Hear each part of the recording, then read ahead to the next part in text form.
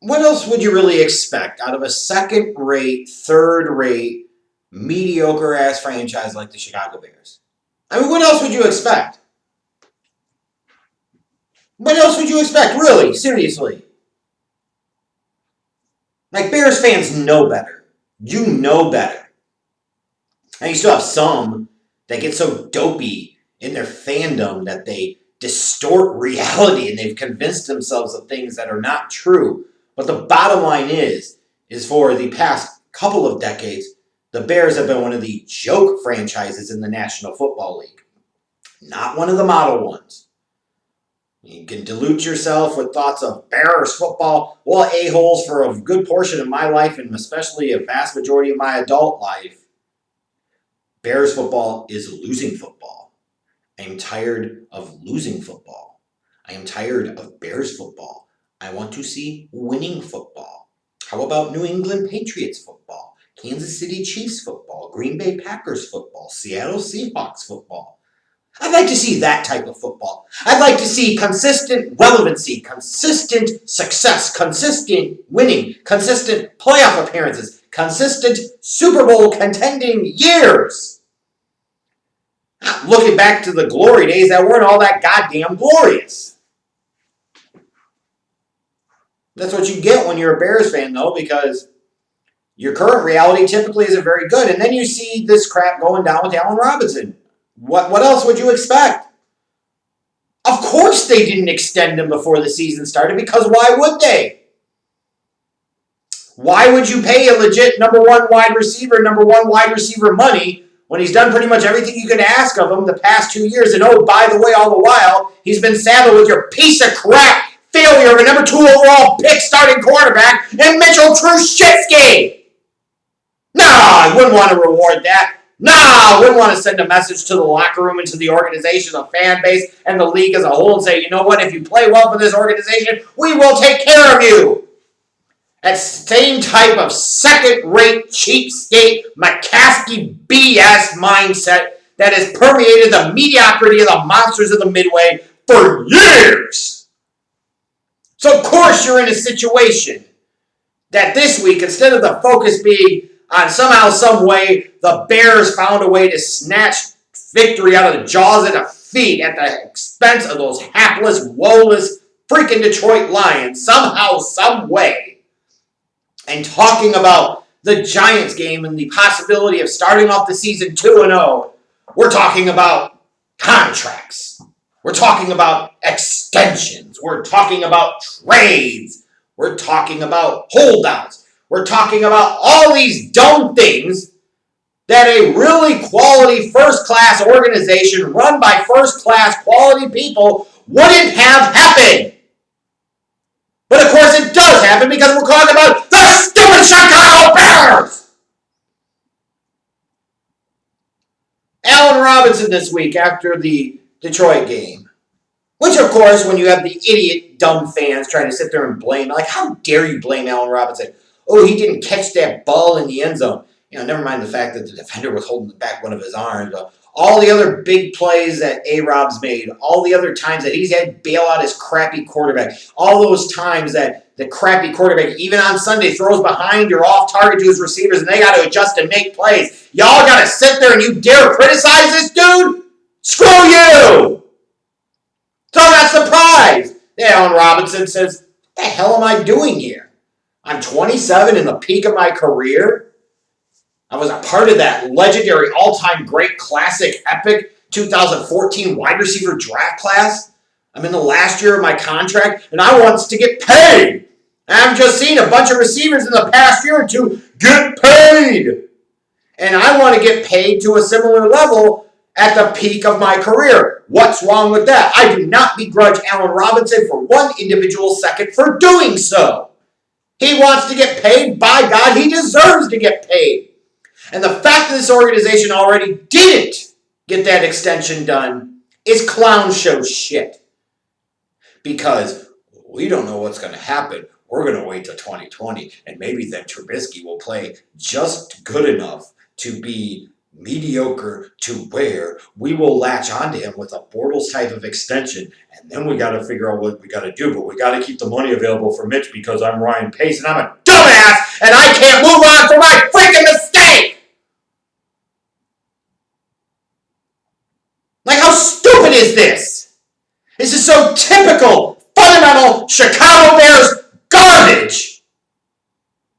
That a legit stud like Allen Robinson isn't paid like a legit stud in the league. What type of garbage is it that, of course, they went into this season without having a long-term extension done for him already?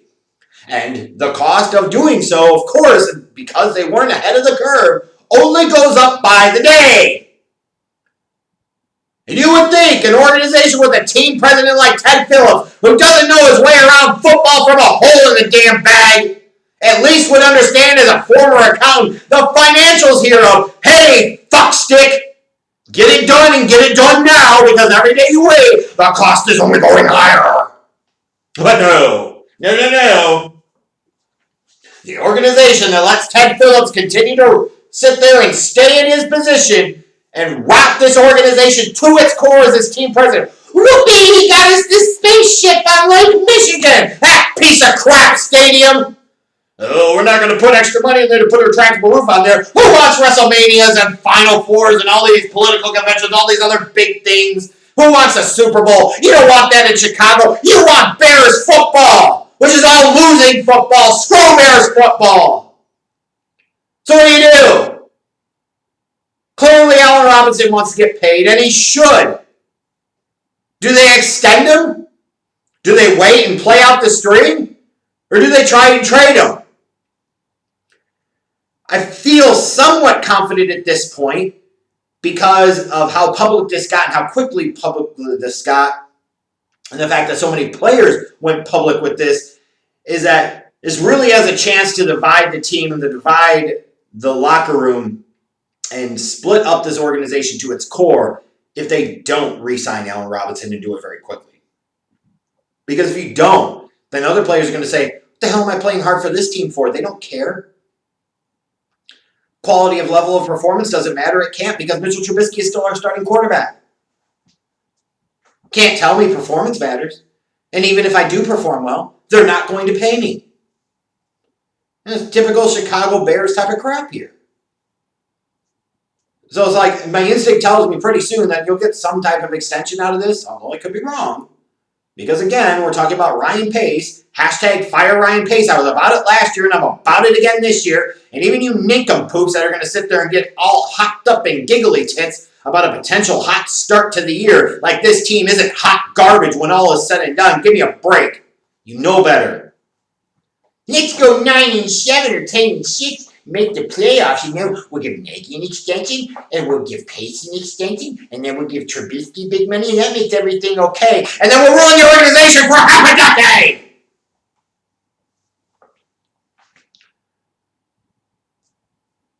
Like, the fact they didn't already have this done is just clown show stuff. It really is. It is. It absolutely is.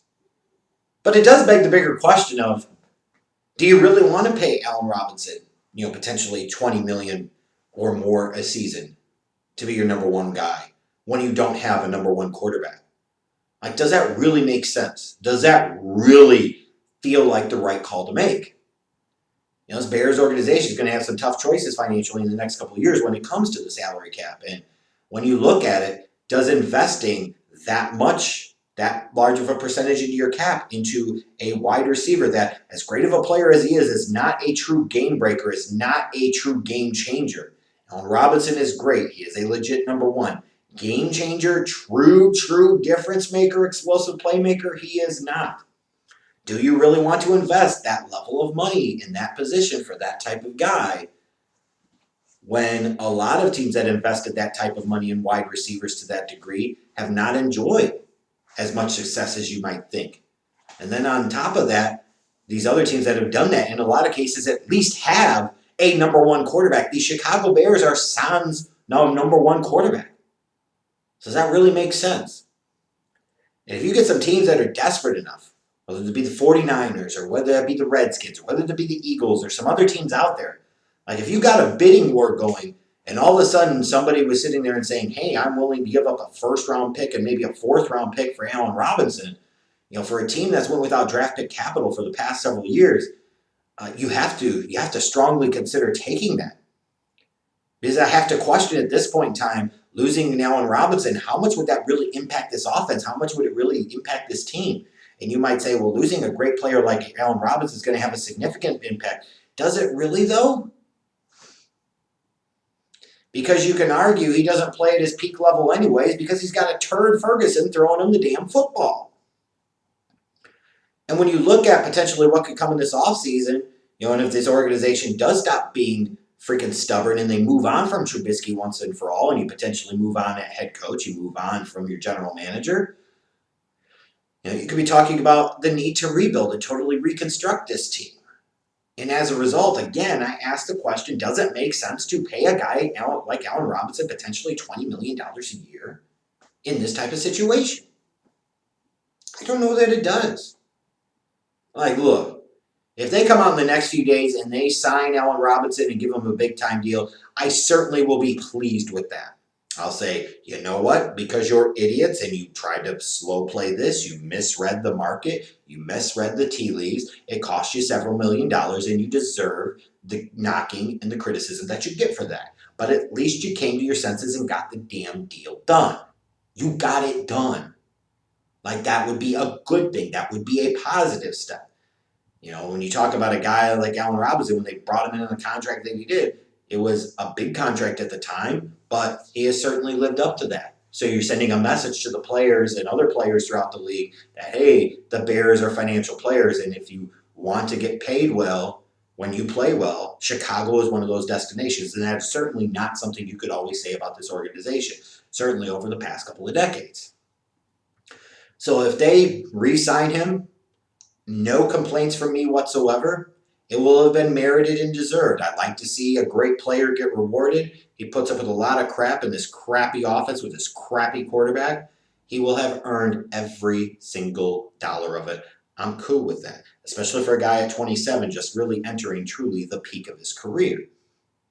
If they don't extend him during the season, there could certainly be some consequences and repercussions of that, but I could also understand that.